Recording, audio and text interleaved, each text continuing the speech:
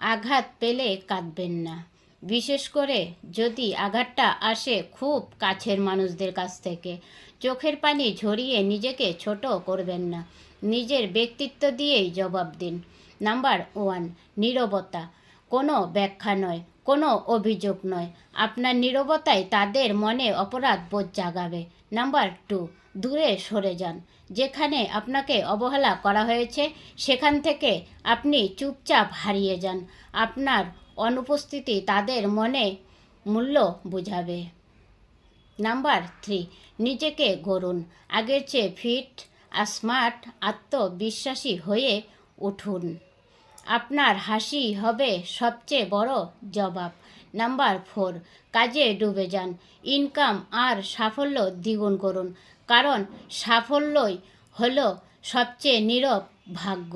কথাগুলো সত্য মনে হলে পাশে থাকুন।